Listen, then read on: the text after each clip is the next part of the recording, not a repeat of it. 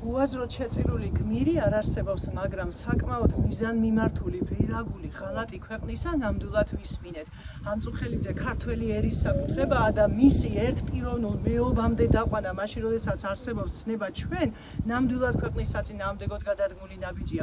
ბოლო 36 წლის განმავლობაში იმდენი სირთულე გამოვიარეთ, იმდენი ომი გამოვიარეთ, თუ ქვეყანა რამემ გააერთიანა და ქვეყნის კონსოლიდირება მოხდა, ეს ისევ ანწუხელიძის და ჩვენი გმირების ხარჯზე იყო.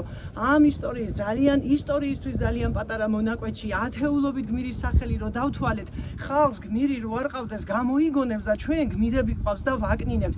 თუ კიდევ ვინმე დარჩით ქართული ოცნების მიმდევარი და თქვენ თუ ჯერ კიდევ მოგწონთ ის რომ რუსული ბოროტების გამართლების მიზნით ქართველ გმირებს შევეხეთ, ერთი რაღაცა დანამდვილებით იცოდეთ, რომ ის ვინ საკუთარ წარსულზე ხელს აიღებს და გმირებს შეეხება, თქვენ ომისგან ვერ დაგიცავთ ნამდვილად და თქვენ ხვალინდელ მომავალს ვერ შექმნის, იმიტომ რომ ჩვენი აწმყო არის ჩვენი წარსულის ნაშობი, ჩვენი საუკეთესო მომავლისთვის. კი ბატონო, დასვით კითხვები, მაგრამ გმირობასთან კითხვებს არ სვამენ. არის კითხვები, რომლებიც უბრალოდ არ შეიძლება.